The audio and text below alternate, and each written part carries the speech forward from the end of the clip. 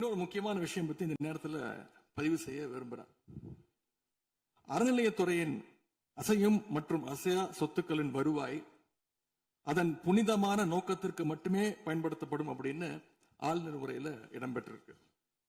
இந்த கருத்தை பார்க்கும் பொழுது அறநிலையத்துறையே இருக்கக்கூடாது அப்படின்னு சொல்ற பாஜகவுடைய குரலாகத்தான் தாவேக அரசும் சொல்லுதா அப்படிங்கிற சந்தேகம் எங்களுக்கு வருது.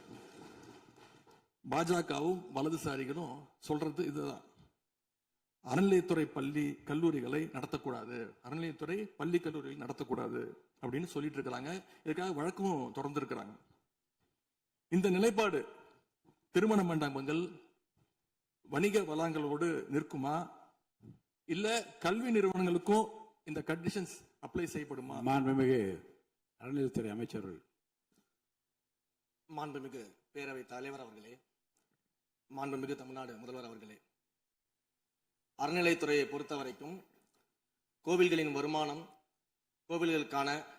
கோவில்களில் வரக்கூடிய பக்தர்களுக்காக செலவிடப்படும் என்பதை நம்முடைய ஆளுநர் உரையில் இடம்பெற்றதுதான் அதனுடைய சாராம்சம்.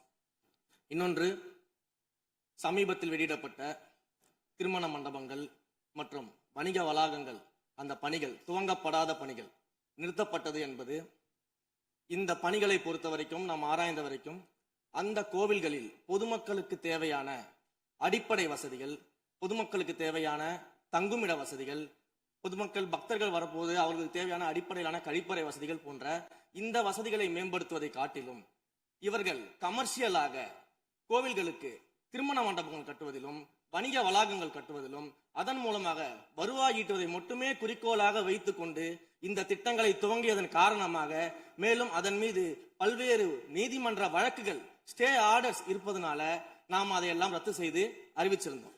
இதற்கு ஒரே ஒரு உதாரணமாக, எந்த அளவிற்கு கோவில்களை கமர்ஷியலாக மாற்றுவதற்கு கடந்த ஆட்சி காலத்தில் முயற்சி செய்து கொண்டிருந்தார் என்பதற்காக ஒரே ஒரு சிறிய உதாரணத்தை மட்டும் சொல்லிடுறேன். அருள்மிகு குன்னூரில் இருக்கக்கூடிய அருள்மிகு விநாயகர் திருக்கோயில், ஏறத்தாழ அந்த கோயில்கள் இருந்து கோயில் நிதியை பயன்படுத்தி 10 கோடி ரூபாய் மதிப்பில ஒரு மல்டி லெவல் கார் பார்க்கிங் வசதியை அந்த கோயிலுக்கு ஏற்படுத்துவதற்கான திட்டத்தை இந்த அரசு அனுமதித்திருக்கிறது. இதற்கு முன்னால் இருந்தக்கூடிய அமைச்சர் அவர்கள் அதை அறிவித்திருக்கிறாங்க. அந்த கோயில்ல ஒட்டுமொத்தமாக மாதத்திற்கு வரக்கூடிய பக்தர்களின் எண்ணிக்கையே 500 தான் ஆவரேஜா. அதே போல அந்த கோவில்களுக்கு அடிப்படையில கழிப்பறை வசதி கூட கிடையாது. இது மட்டும் இல்ல, குன்னூர் மற்றும் உதகையை சுற்றி இருக்கக்கூடிய அனைத்து பகுதிகளிலும் இருக்கக்கூடிய 50 கோவில்கள்ல பேசிக்கா இருக்கக்கூடிய டாய்லெட் ஃபெசிலிட்டிஸ் கூட அங்க இருக்கக்கூடிய கோயில்களுக்கு கிடையாது. அப்படிப்பட்ட இடங்கள்ல கோயில் நிதியை பயன்படுத்தி எதற்காக மல்டி லெவல் கார் பார்க்கிங் தேவைப்படுது? அப்ப இது கமர்ஷியல் திட்டங்கள் இல்லையா? கோவில் நிதியை இப்படி கமர்ஷியலாக பயன்படுத்துவதற்கு எதிராக தான் நாம் இந்த திட்டங்களை எல்லாமே தடுத்து இந்த திட்டங்கள் தேவையில்லை, அதற்கு பதிலாக நம்முடைய அரசாணையிலே வெளியிட்டிருக்கிறோம். மிக தெளிவாக கடைசி வரியை படித்து பார்த்தால் எல்லாருக்கும் தெரியும்.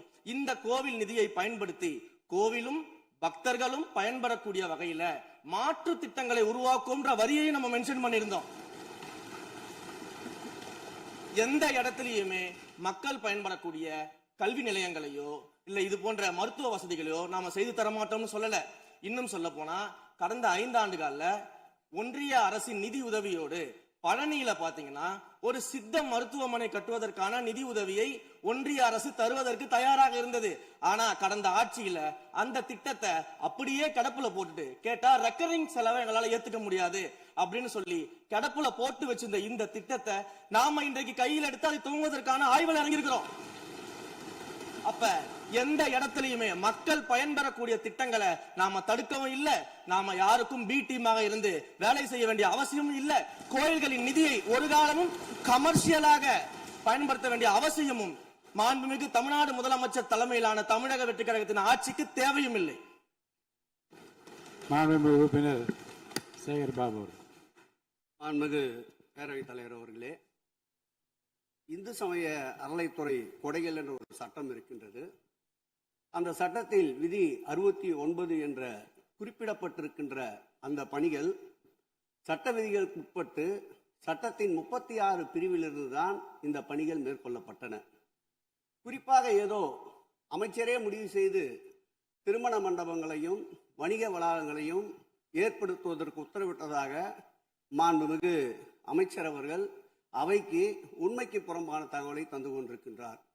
ஒவ்வொரு திட்டங்களும் அன்றைய காலகட்டத்தில் இருந்த சட்டப்பேரவை உறுப்பினர்களுடைய பரிந்துரையின் அடிப்படையில், சட்டப்பேரவை உறுப்பினர்கள் கேட்டுக்கொண்டதற்கு அடிப்படையில் தான் அனைத்து திட்டங்களும் அந்த காலகட்டங்களில் கொண்டு வரப்பட்டது.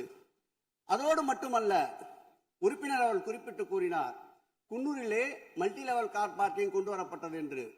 அங்கே இருக்கின்ற 56 கோயில்களையும் நான் குன்னூரிலே 5 நாட்கள் ஊட்டியிலே முகாமிட்டு அனைத்து கோயில்களுக்கும் நேரடியாக சென்று ஆய்வு செய்தோம்.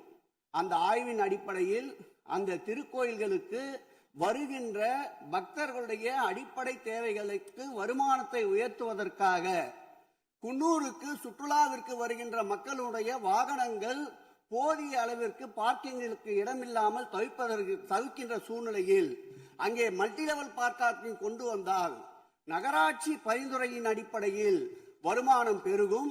அந்த வருமானம் திருக்கோயில்களுடைய மேம்படுத்துகின்ற பணிகளுக்கு உதவும் என்பதற்காகத்தான் அந்த பணிகளை மேற்கொண்டோம் என்பதை மாண்புமிகு அமைச்சர் அவர்களுக்கு இப்போது யார் அறிவுறுத்தி, ஒரு நிமிஷம், யார் அறிவுறுத்தி இந்த அரசாணையை வெளியிட்டிருக்கின்றாரோ அவர்தான் அப்பொழுது ஆணையாளராக இருந்தபோது இதே அறிவுறுத்தின் பேரில் அரசாணையை வெளியிட்டிருக்கிறார் என்பதை பேரவைத் தலைவருக்கு, பேரவைத் தலைவர் வாயிலாக அமைச்சருக்கு தெரிவித்துக் கொள்கிறேன்.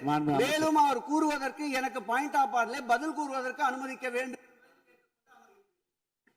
மாண்புமிகு பேரவைத் தலைவர் அவர்களே, குன்னூரில் இருக்கக்கூடிய அந்த விநாயகர் கோயிலுக்கு சொந்தமான இடத்துல மல்டி லெவல் கார் பார்க்கிங் அமைப்பதற்கு ஏற்கனவே அங்க இருக்கக்கூடிய நகராட்சி நிர்வாகம் ப்ரப்போசல் வழங்கிய போது அந்த நகராட்சி நிர்வாகத்திடம் நம்முடைய நிலத்தை குத்தகைக்கு கொடுத்து அதன் மூலமாக இருக்கக்கூடிய வருவாயை வைத்துக் கொண்டு நாம் முடிந்த வரையில் நம்முடைய கோயில்களுக்கு தேவையான அடிப்படை வசதிகளை நாம் செய்து கொடுக்கலாம். ஆனால் கோயில் நிதியவே 10 கோடி எடுத்து அங்கு மல்டி லெவல் கார் பார்க்கிங் வந்து எந்த விதமான பொதுமக்களும் பக்தர்களும் கேட்கல. பக்தர்களும் பொதுமக்களும் கேட்பதெல்லாம் கோயிலுக்கு உள்ளே சென்று மனநிறைவோடு தரிசனம் செய்துவிட்டு வெளியே வரும்பொழுது அவர்களுக்கு தேவையான அடிப்படை வசதிகளை தான் பக்தர்கள் கேட்டுக் கொண்டிருக்கிறார்கள். அதை செய்தாலே போதுமானது. மாண்பு எதிர்கட்சி தலைவர் பேசுகிறீங்க. மாண்பு போதுங்க. நீங்க சொன்னீங்க விளக்கம் சொல்லி திருப்பி இதை நான் அனுமதிக்க முடியாது. மாண்பு எதிர்கட்சி தலைவர் பேசுங்க. வேண்டாம், போதும். நீங்க பதில் சொல்லிட்டீங்க பாருங்க. மல்டி லெவல் கார் பார்க்கிங் தேவைன்னு அவர் இல்லைன்னு சொன்னாரு, ஏன் போட்ட நீங்க சொல்லிட்டீங்க. அதோட விவாதம் முடிந்தது. மாண்பு எதிர்கட்சி தலைவர் பேசுங்க. நீங்க திரும்ப எதுக்கு பாயிண்ட் ஆஃப் ஆர்டர்? இனிமே எதிர்கட்சி தலைவர் பேசி முடிக்கிற வரைக்கும் குறுக்கீடுகள் அவசியம் இருந்தால் அனுமதிப்பேன், அனுமதிக்க முடியாது. எதிர்கட்சி தலைவர் பேசலாம். ஒரு குற்றச்சாட்டு இல்ல, அவர் விளக்கம் தான் சொன்னார். என்ன குற்றச்சாட்டு சொன்னாரு? அவர் விளக்கம் சொல்லிட்டாரு. மாண்பு எதிர்கட்சி தலைவர் நீங்க பேசலாம். இனி மாண்பு எதிர்கட்சி தலைவர் பேசி முடிக்கிற வரைக்கும் எந்த குறுக்கீடுகளுக்கும் நான் அனுமதிக்க முடியாது. அவசியம் ஏற்பட்டால் விதிகள் உட்பட்டு அனுமதிக்க வேண்டிய உரிமை எனக்கு இருக்கிறது. இப்போது மாண்பு எதிர்கட்சி தலைவர் பேசலாம். சொல்லிட்டீங்க. நீங்க பதில் பாருங்க. அவர் சொன்ன உடனே நீங்க பதில் சொல்லிவிட்டீர்கள். குற்றச்சாட்டு அல்ல, விளக்கம் சொன்னார் அவரு. 10 கோடி ரூபாய்க்கு இந்த இடத்துல 10 கோடி ரூபாய்க்கு கோயில் படத்தை எடுத்து ஏன் பயன்படுத்தினீங்க, அது வேற எதுக்கு பக்தர்களுக்கு பயன்படு விளக்கம் சொன்னார். அவ்வளவுதான். குற்றச்சாட்டு எப்படி வராது? உங்க மேல குற்றச்சாட்டு வைக்கலையே, தவறா பயன்படுத்துறீங்க, அதுல தவறு நடந்து அவர் சொல்லலையே. அதை குற்றச்சாட்டாக எடுத்துக்கொள்ள முடியாது, விளக்கமாகத்தான் எடுத்துக்கொள்ள முடியும். மாண்புமிகு எதிர்க்கட்சி தலைவர் அவர்கள் பேசலாம்.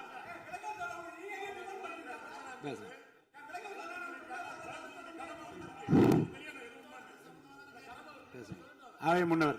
மாண்பு பேரவைத் தலைவர்களே, அவை முன்னவர்கள் அதற்கான விளக்கத்தை சொல்லியிருக்கிறார்கள். இந்த அறநிலையத்துறை அமைச்சர் அவர்கள் விளக்கத்தை சொன்னார்கள். நீங்கள் அதற்கும் விளக்கத்தை கேட்டு பதிலளித்திருக்கிறீர்கள். மீண்டும் அவர் சொல்வதற்கெல்லாம் பதிலளிப்பதற்கு அவை நேரமில்லை. மாண்பு எதிர்க்கட்சி தலைவர் அவர்கள். மாண்பு பேரவைத் தலைவர்களே, முன்னாள் அமைச்சர், அறநிலையத்துறை அமைச்சர் அதற்கான சரியான விளக்கத்தை கொடுத்திருக்கிறார். இப்போ இருக்கக்கூடிய மாண்பு அமைச்சர் அவர்களும் சில விளக்கங்களை கொடுத்திருக்கிறார். கார் பார்க்கிங் ஃபெசிலிட்டி என்பதும் ஒரு அத்தியாவசிய தேவைதான். அது ஒன்றும் தேவையில்லாத எல்லாருமே இப்போ கார் வச்சிருக்கிறாங்க. கோயிலுக்கு வரவங்க கார்லையும் தான் வருவாங்க. எனவே அதுவும் ஒரு தேவைப்படுகின்ற ஒரு வசதி தான். நான் கேட்டுக்கொள்வதெல்லாம், எங்களுடைய ஆட்சியில் அறநிலையத்துறை சார்பாக 4 கல்லூரிகளை திறந்திருக்கிறோம். ஆண்டுக்கு 1500 மாணவர்கள் இதை படிச்சிட்டு இருக்கிறாங்க. அதெல்லாம் நீங்க தொடர போறீங்களா இல்ல இந்த திட்டத்தை கைவிட போறீங்களா அப்படிங்கிறது தான் உங்களுடைய நிலைப்பாடு என்ன என்பதுதான். மாண்பு உறுப்பினர் சொல்லிட்டார். அதாவது ஏற்கனவே கல்லூரிகள் மற்ற அமைப்பில் எந்த விதமான தடையெல்லாம் அதையும் நாங்கள் தொடருவோம் என்ற வார்த்தை அவர் பேசும்போது குறிப்பிட்டிருக்கிறார். நன்றி.